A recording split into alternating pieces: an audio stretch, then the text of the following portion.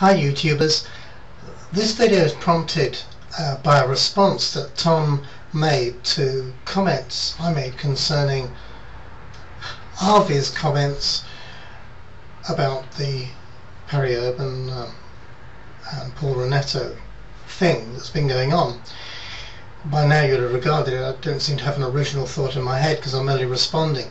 But listen to what Tom said to me. He said that I think the idea of motivation is so complex that we try to simplify it by making money the determining factor. Fact is, lots of motives come into play when people make recommendations, desire for likability, helpfulness, authority, but we accept the recommendations just as long as money isn't involved.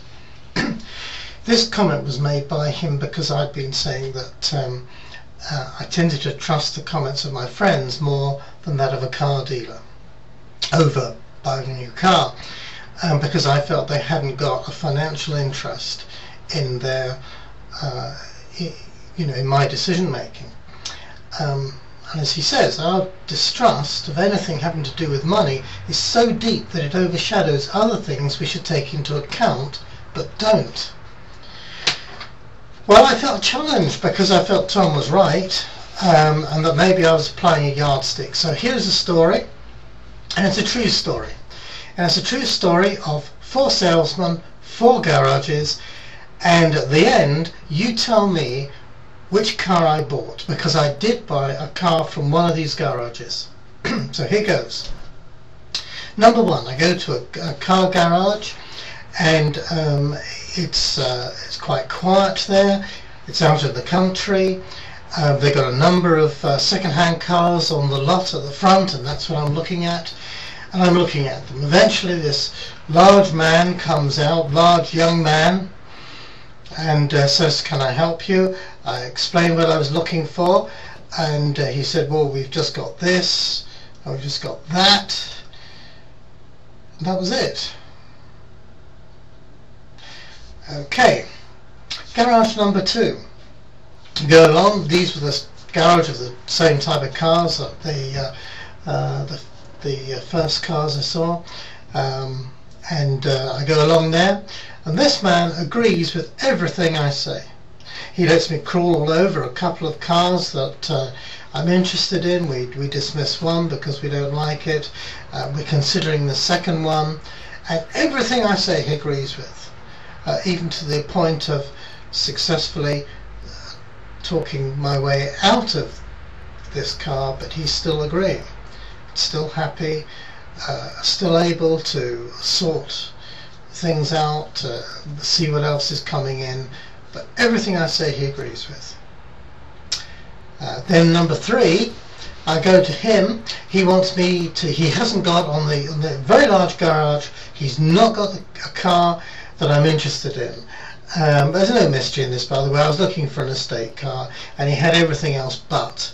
And an estate car, by the way, for those of you in America, Canada and so on, is a station wagon.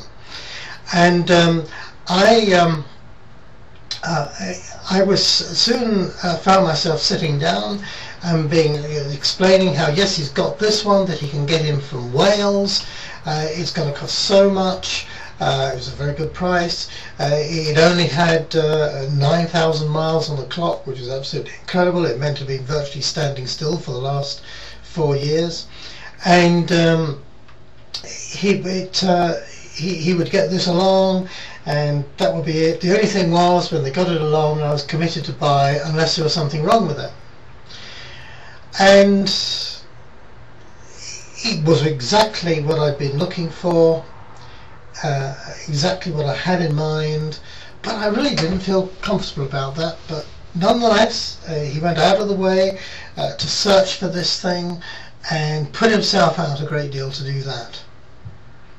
Now garage number 4. Go along to garage number 4, and there's a car on the front. I look at it once, go away from it. Go back a couple of days later, it's still there, and I'm still looking at it. Ask him if I can look at certain features of it, think, no, that's not for me. And he just said, fine, thank you very much for looking, and off I go again. Then I go back the next day, and looked at it again, and yes, you can have a test drive in it. And there was no pressure. There was just a desire to answer all the questions that were put to him. Now, which person, which garage did I buy a car from? I bought it from one of them. Was it number one? With the young man who was hands off, to say the least. He was reluctant almost to come out to serve me. Was it number two, where the man agreed with absolutely everything I said all of the time? Was it number three, where this guy was very interactive, getting on the internet, seeking out an alternative vehicle when he found he hadn't got one himself, setting up the delivery, everything like that, very on the job? Or was it number four, the guy who was actually, in his manner, was laid back and didn't apply any pressure at all, but just answered the questions put to him? You tell me which one I responded to, which one I bought the car from. Because I think it's interesting, it might be helpful to all car salesmen out there. Because in England we have this saying, particularly concerning politicians, yes, he's okay, but would you buy a used car from him? And I think that's the acid test of trust and integrity, as to whether we feel that somebody's got that. If we feel they've got trust and integrity, we will buy a second-hand car from them. And if we don't feel they've got that, then we'll walk on by to another garage. Okay, that's it. One of those garages got my business. One of those salesmen got my business. And I'd just be interested in any comments anybody's got about that, and any guesses as to which one. Thank you.